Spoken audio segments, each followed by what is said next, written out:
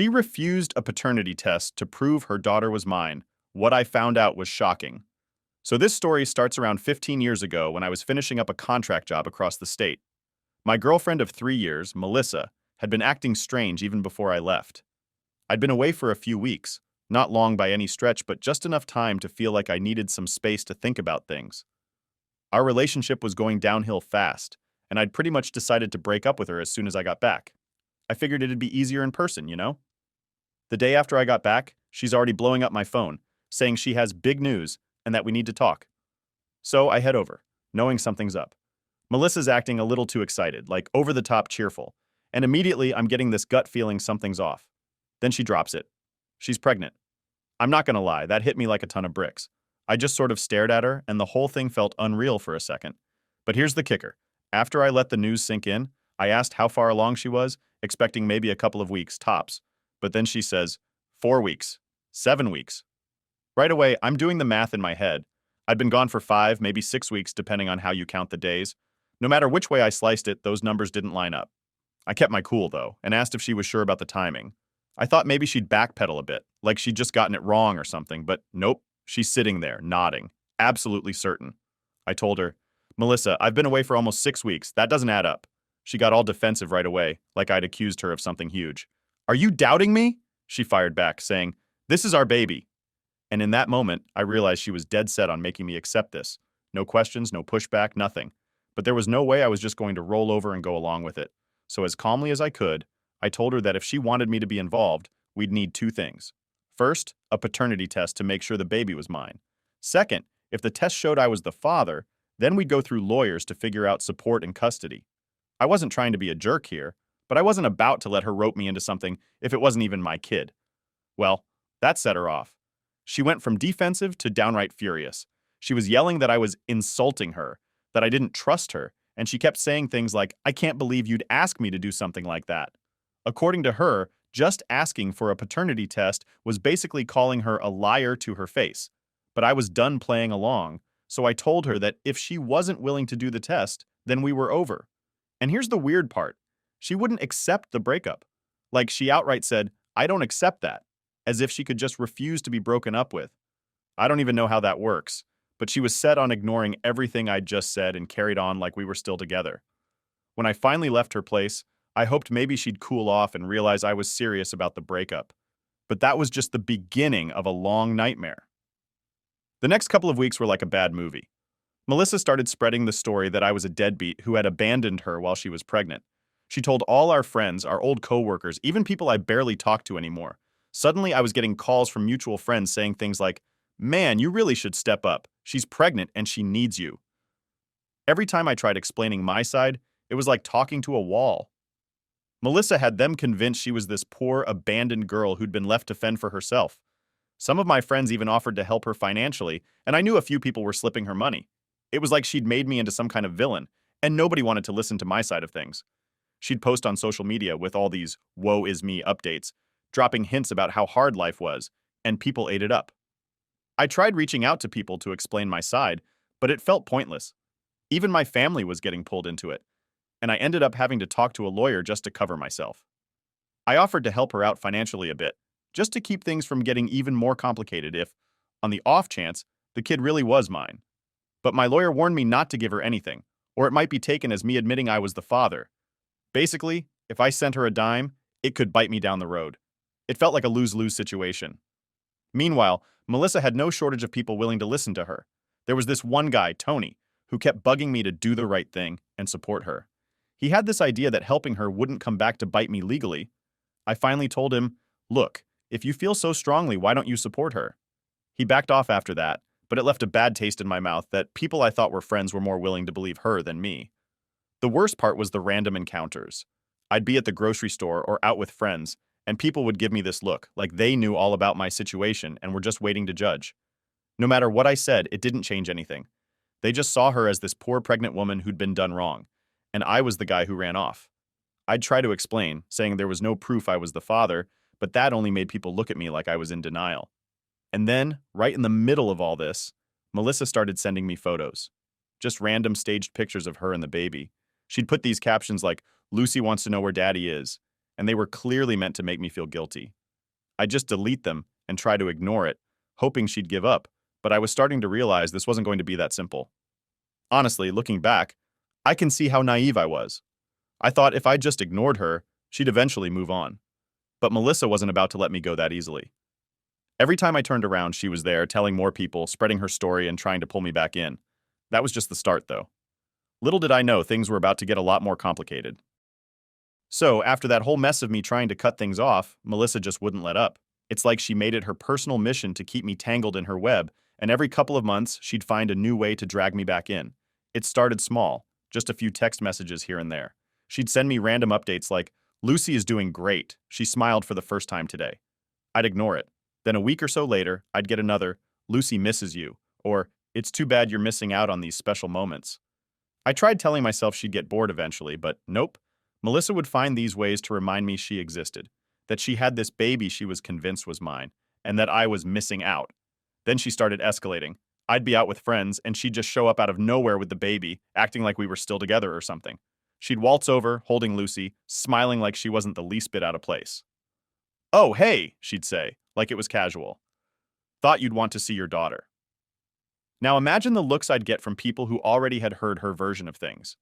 My friends would just stare at me like I was this jerk abandoning a child, and Melissa would act hurt, like she couldn't understand why I was being so cold. I'd just leave or say something short to shut it down, but it was getting exhausting. The woman had zero shame and was absolutely determined to make me feel guilty. After the first couple of times, I had enough and went to my lawyer again. I told him about her showing up everywhere, sending messages, telling everyone that Lucy was mine. He suggested I try for a restraining order, even though it was a long shot. So we filed, and eventually I got a temporary restraining order against her. The catch was that in my state, even a permanent restraining order only lasts 2 years unless there's a violent crime involved, which obviously didn't apply. But I thought, fine, at least I'd have a couple of years of peace. Except I didn't. 2 years flew by, and the day the order expired, Melissa was right back at it, sending messages, showing up, trying to get my attention. I had to go back to court and renew it. This became a thing every 2 years, like clockwork. And every time she'd be back the moment it lapsed, claiming Lucy missed her dad, or that she was struggling as a single mom and needed help.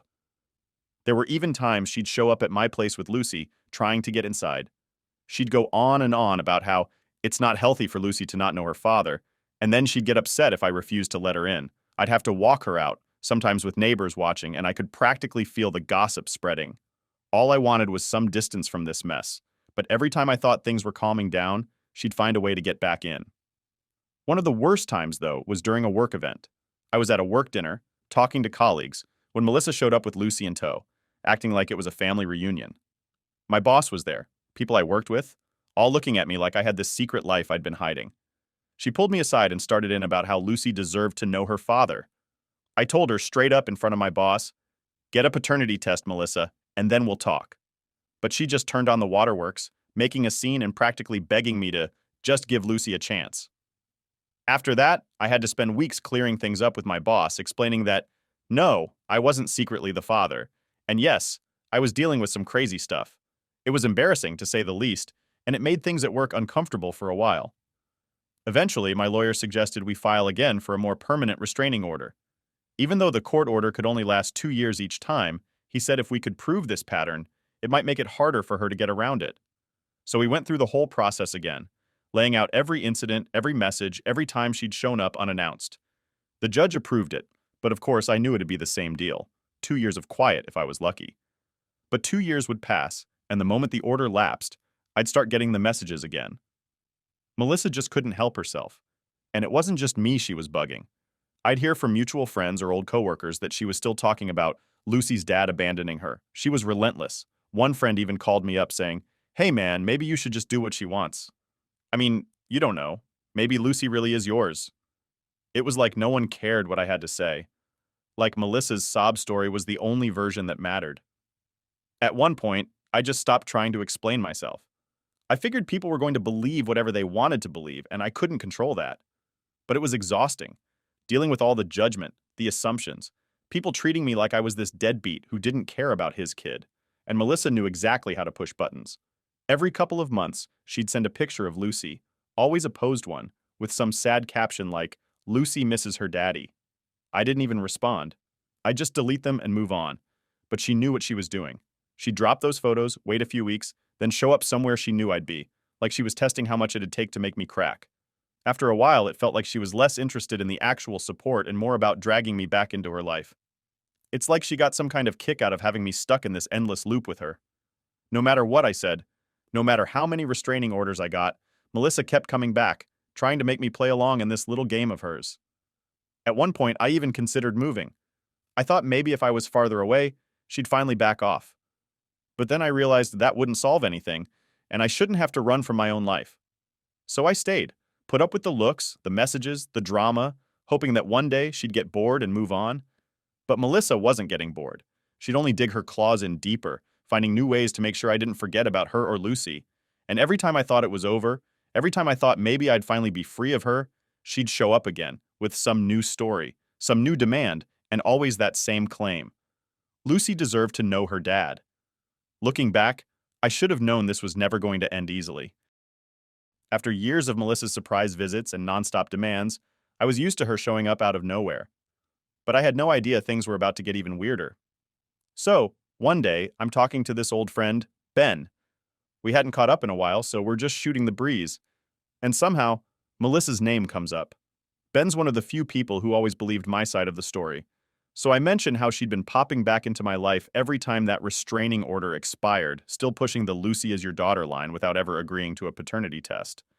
Out of nowhere, Ben goes, "Oh man, you wouldn't believe it. But I think she tried the same thing with a guy I know. He was dating her for a bit, and she told him he might be the father too." I'm stunned. At first, I thought he was joking, but Ben's serious. He starts explaining how his friend Dave dated Melissa briefly, and when he broke things off, she showed up a few weeks later saying she was pregnant and hinting he could be the dad. I'm sitting there trying to wrap my head around this. All these years, I thought I was the only one Melissa was targeting. But now I'm starting to wonder if she's been pulling this on other guys too, using Lucy to milk support out of anyone she could. The idea felt so ridiculous and yet so possible. So I asked Ben if he could introduce me to Dave. Ben's all for it, so he calls him up, explains the situation, and within an hour, I'm talking to this guy who's had nearly the exact same experience. Dave tells me Melissa had pulled the whole, "I'm pregnant and you might be the father" thing on him, but he demanded a paternity test right away, which of course she refused. Unlike me, he'd put his foot down immediately and cut her off before things got messy. At this point, my head's spinning. I'm wondering how many guys she's done this to. Dave's as curious as I am, so we start digging, reaching out to people we knew had been connected to her, mutual friends, old co-workers, anyone who might know more. The more we dig, the more stories we uncover, and it turns out Melissa's been busy. We end up finding out about two more guys who went through similar situations. One of them, a guy named Steve, had even been helping her out financially for a while, thinking he was doing the right thing. She'd convinced him that if he really cared, he'd give her some money to help with Lucy. He told me that she never asked for a ton, just a couple $100 here and there, which he'd given her a few times to avoid feeling like a jerk. But every time he'd ask for a paternity test, she'd get all defensive, saying it was insulting, and she couldn't believe he'd question her. Now, I'm sitting there with Ben, Dave, and Steve, just completely dumbfounded. For years, I'd thought Melissa's obsession with me was just her being vindictive, but it turns out she was running this scheme on a whole lineup of guys, using Lucy as a way to cash in from anyone who'd bite. The craziest part? These guys had all just moved on, like they'd written it off as some random bad experience. None of them had really pushed back or looked deeper into what she was doing, probably because she was smart enough to keep things low-key, asking for small amounts and making it seem like she was the victim. She played her part so well that no one thought to compare notes, and that's exactly how she got away with it for so long. At this point, I felt like I was in the middle of some bizarre mystery that was just now coming to light. We start piecing together a timeline, trying to figure out when she'd been with each of us and when she'd started using Lucy as a pawn. It was like this twisted puzzle, with each of us holding a piece that only made sense when we put it all together. I decided it was time to take this to my lawyer and see what we could actually do about it. I couldn't let her keep pulling this on me or any of the other guys. So we all agreed to go in together, as a group. My lawyer was blown away when I explained the whole situation. He hadn't seen anything like it before, but he said that if we all worked together, we could make a strong case against her and finally get some closure on this whole thing. After we filed, Melissa was ordered to appear in court, and that's when things got even messier. She tried denying everything, acting like we were all just a bunch of bitter exes trying to gang up on her. But with so many of us telling the same story, she didn't stand a chance. My lawyer pointed out how she'd refused a paternity test from every single one of us, how she'd taken money from Steve under false pretenses, and how her story changed depending on who she was talking to. She started to unravel pretty quickly under the pressure. The judge eventually ordered her to get a paternity test for Lucy, and you could see Melissa's face go pale. For the first time, she was losing control of her little game, and she knew it. She tried arguing with the judge, saying the test was unnecessary and insulting, but the judge wasn't having any of it. We all took our tests, and at this point, I was finally starting to feel like maybe this nightmare was coming to an end. The judge set a date for the results, and I remember walking out of the courtroom that day with a weird mix of relief and anger. I was mad, sure, but there was this strange sense of satisfaction, knowing that maybe this was finally it, the end of Melissa's endless demands and guilt trips. What blew my mind, though, was how close she'd come to getting away with it. If it wasn't for that one random conversation with Ben, none of us would have ever known there were other guys going through the exact same thing. She could have kept this up for who knows how long, dragging other men into her chaos, squeezing money out of them with this fake story of Lucy's dad. It's like she'd perfected this routine, knowing just how to push people's buttons without pushing too far. The worst part was, I couldn't help but think about Lucy. Here was this kid being used as a tool by her own mom, with no idea of who her real dad even was or if he'd ever been around.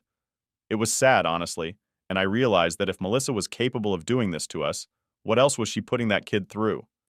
But that wasn't my problem to solve. All I wanted was for Melissa to leave me and everyone else alone, to end her game for good. And finally, it felt like that might actually happen. The day finally came for us to face Melissa in court, and let me tell you, it felt surreal. After years of her games, her guilt trips, and her lies, here we were, all lined up in the same room. The other guys and I had spent months preparing, comparing notes, working with our lawyers. But as I sat there, waiting for the hearing to start, it hit me how wild this whole situation really was. A bunch of us, practically strangers, bonded by one woman's never-ending scam. It was like a bad movie, only we were living it. When Melissa walked in, she was all smiles, trying to act like this was some big misunderstanding. She even gave a little wave to one of the guys she'd been hounding, as if she was walking into a coffee shop to catch up with friends. Unbelievable. But that's Melissa for you, always playing to her audience, always acting like she's the victim who doesn't understand why everyone's ganging up on her. Then the hearing starts, and she immediately tries to twist things, making herself look like she was just a struggling single mom who was only trying to make ends meet. She goes on about how she just wanted what was best for her daughter, talking like she's some kind of martyr. I'm sitting there, grinding my teeth while she tells this sob story, but the judge was not buying it. You could see the skepticism all over his face. My lawyer laid everything out, starting with my story.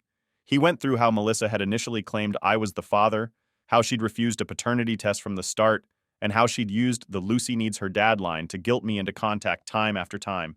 He brought up every message, every unwanted appearance, every single time she'd dragged me into her mess, only to disappear whenever I asked for proof. It was brutal, hearing it all laid out like that. Years of my life summed up in this sad, twisted timeline. Then he moved on to the others. Dave, Steve, and the rest of the guys took turns telling their versions of the same story. Each one had almost the exact same experience. Melissa showing up, saying she was pregnant, insisting they were the father, and refusing any kind of paternity test while squeezing them for support. It was like watching a broken record. Same lies, same manipulations, just with different names and faces. Melissa's lawyer tried to defend her, saying we couldn't prove she'd done anything wrong. He claimed she'd just been misunderstood and that we were exaggerating things. But when the judge looked back over all our statements and saw how similar they were, even he had a hard time keeping a straight face. It was clear Melissa's lawyer was grasping at straws, trying to turn this mess into something innocent. But with so many of us standing there, all telling the same story, they didn't stand a chance. Then the judge turned to Melissa, and he was done playing nice. He asked her directly why she'd refused every paternity test, why she kept insisting that Lucy was each of our kids when she wouldn't prove it. Melissa's face went red, and she started stammering, saying that she felt it was insulting and that a mother's word should be enough. She tried to throw some guilt in there, talking about how hard it is for single mothers and how she was just trying to protect Lucy. The judge looked at her for a long moment, then said, "Miss Clark, you've been asked by multiple men, multiple times, to provide proof of paternity, and you've refused every single time. I have to question the sincerity of your claims." For the first time, Melissa looked shaken. She opened her mouth like she was going to argue, but nothing came out. Finally, she muttered something about how she didn't think it was necessary. That's when my lawyer spoke up again. He pointed out how she'd accepted money from Steve for years, knowing full well he might not even be the father. He explained how she'd manipulated people, how she'd kept Lucy from any real connection to her true family, just to keep this charade going. You could see Melissa shrinking under every word, her confident smile gone, replaced with this trapped look, like she finally understood she was caught. Then the judge ordered a paternity test right there. Melissa tried to argue again, saying it was still insulting and humiliating to go through with it. She even turned to the judge with tears in her eyes, saying, "I just don't understand why they're doing this to me." But the judge was done with her. He told her the test wasn't just for our peace of mind, but for Lucy's, so she could finally know who her father really was. Melissa went silent after that, and you could see she knew she'd lost. I remember sitting there, watching her, and feeling this mix of relief and disgust. She'd tried so hard to make us look like the bad guys, tried to turn her lies into a pity story. But now, with nowhere left to hide, she was just a person caught in her own web of lies. As we were all getting ready to leave, Melissa looked around the room, avoiding eye contact with each of us. She didn't say a word, didn't even try to explain herself. I think she knew that, at this point, no one was buying it anymore. For the first time in years, it felt like maybe, just maybe, we were finally seeing the end of all this. Leaving the courthouse that day was like walking out of a heavy fog. For so long, I'd been wrapped up in her drama, constantly looking over my shoulder, wondering when she'd pop up next with some new claim or story. But now, I was done. All of us were. We were finally getting our answers, and for once, Melissa wasn't in control of the narrative. I walked out with the other guys, and we all looked at each other, this weird mix of relief and exhaustion in our faces. I don't think any of us really knew what to say. There wasn't much left to say, honestly. We'd all been through hell, and finally, we were about to get the truth we deserved. It was like we'd all been pulled together by this insane experience, and now, as we left, it felt like we were each finally walking away from it for good. All that was left now was the paternity test. And finally, we'd know. No more guessing, no more lies, no more guilt. Just the truth, plain and simple. And honestly, that was all any of us had ever wanted. After all the years, all the drama, all the wild accusations and surprise appearances, the paternity test results finally came in. I'll admit, waiting for that final answer wasn't easy. Even though I'd been sure all along that Lucy wasn't mine, there was still that tiny sliver of doubt gnawing at me. I mean, what if Melissa had been right this whole time? But deep down, I was pretty confident I'd been played. The day the results came in, I was at work. My lawyer called, telling me he had the results in hand and that it was a clear answer. No maybes or probabilities. My heart was pounding as I stepped into the hallway, and my coworkers probably thought I was losing it, pacing around the building like that. So finally I asked him straight up, "Am I the father or not?" And just like that, he confirmed what I'd known all along. I wasn't Lucy's father. I can't even describe the relief that washed over me. It felt like this huge weight had been lifted, like I'd been carrying around this invisible anchor for years. I could finally walk away from all the madness knowing I'd done everything I could to set the record straight. I mean, sure, there was anger there too. Anger at Melissa for all the years she wasted, for dragging my name through the mud, for making me jump through every hoop she could find just to avoid the truth. But mostly, I just felt done. After I got off the phone with my lawyer, I sent a quick text to the other guys, letting them know the results were in and we'd all been in the clear. Pretty soon, we were all on this group call, celebrating in the strangest way possible. There wasn't much cheering or high-fiving. It was more like this quiet, mutual understanding that we'd survived something really messed up and we could finally move on. Everyone had the same reaction, relief mixed with disbelief. It was like we'd been to battle and walked out the other side. But it wasn't over for Melissa. Apparently, as soon as she got the news, she completely lost it. She showed up at my house the very next day, screaming on my front lawn like she'd just been betrayed by the whole world. She was yelling all kinds of nonsense, saying I was a coward, that I'd turned Lucy against her, that I'd ruined her life. The whole neighborhood could hear her, and I didn't even try to engage. I just stood at the window and watched her make a scene, knowing there wasn't anything left for her to use against me. Eventually, the cops showed up and took her away. She'd violated the restraining order, again. So this time, she actually got arrested. Part of me felt bad for Lucy. She'd grown up with this mother who was so obsessed with keeping up her story that she'd never let her know the truth. I couldn't imagine what that did to her, to be raised in that kind of environment. But then, something I didn't expect happened. Lucy's great-grandmother Rose reached out through my lawyer. She sent an apology saying she'd had no idea Melissa was lying to so many people, that she was truly sorry for all the trouble Melissa had caused. Rose had apparently been the one supporting Melissa financially for most of Lucy's life, thinking she was just helping out her struggling granddaughter. Now that she knew the truth, she'd cut off all support, and Lucy was now living with her full-time. I didn't know much about Rose, but I knew this was probably the best thing that could have happened for Lucy. Along with the apology, Rose offered to let me read a letter from Lucy, who was understandably confused and shaken. The letter started with, "To the man I thought was my dad." That alone was a punch to the gut. She went on to explain how her mom had always told her that her dad would love her if he ever met her, but that I was too busy to care about her. Lucy wrote about how her whole life had been this story, this idea that I was her dad and that I didn't want her. She said she used to ask Melissa why I didn't visit, why I didn't show up, and every time Melissa would tell her I didn't want to be a family. The more I read, the more I felt a strange mix of guilt and anger. I had no idea Lucy was dealing with all of this. She was just a kid, caught in the middle of a lie she didn't ask for. I wished there was some way I could fix things for her, but at the end of the day, that wasn't my place. In the letter, Lucy apologized for the way things had turned out, and she even said she hoped I'd forgive her for everything. That hit me hard. Here was this kid, apologizing to me for a situation that wasn't her fault at all. It was clear she'd been fed lies her whole life, and I felt terrible that she'd been dragged through this. But I couldn't exactly step in either. This was Melissa's mess to clean up, and I hoped Rose would get Lucy the help she needed to process everything. The fallout was pretty intense, especially for Melissa.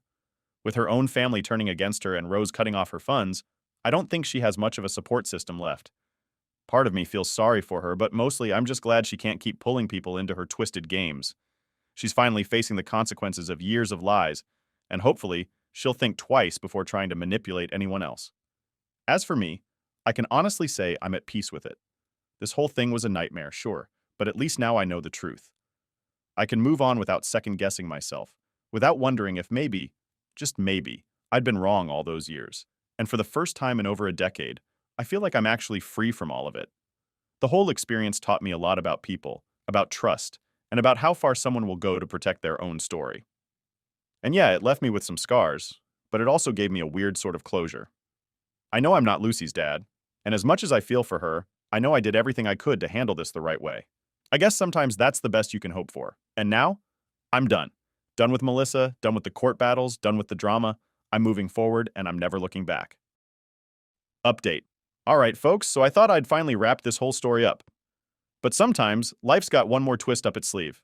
After all the court battles, the paternity test, and the mess with Melissa, I thought that was the end of it. But then, about a month ago, I got an unexpected message from Lucy herself. She wanted to talk, but this time it wasn't about me or the years of lies her mom had put us all through. She told me she'd been thinking a lot, and now that she knew the truth, she wanted to try and find her real dad. And strangely enough, she was hoping I could help her out. At first, I wasn't sure what to say. Part of me thought it might just open up more drama, especially since Melissa had a way of popping up whenever I least expected it. But Lucy was different. She was sincere, and I could tell she just wanted answers. So, after a bit of back and forth, I agreed. I figured if I could help her avoid going through the same mess I'd been through, it'd be worth it. The search started small. Lucy had a few things from her mom's old stuff, some photos, a few old letters, things that she thought might give us some clues. We combed through everything together, comparing timelines and people Melissa had dated around the time she was pregnant. Honestly, it felt surreal. Here I was, helping her uncover the life her mom had kept hidden from her. And all the while, I was learning more about her too. There was one photo in particular that caught our attention. It was of Melissa with a guy we'd never heard her mention, a faded Polaroid with a young, smiling guy standing next to her. No date, no name on the back, just the two of them at some random beach. But something about the photo struck us both as significant. Lucy remembered her mom mentioning a boyfriend she'd had right before she met me, someone her mom had never talked about again after they split. We didn't have much to go on, but it was a start. With a bit of internet detective work, we finally tracked him down.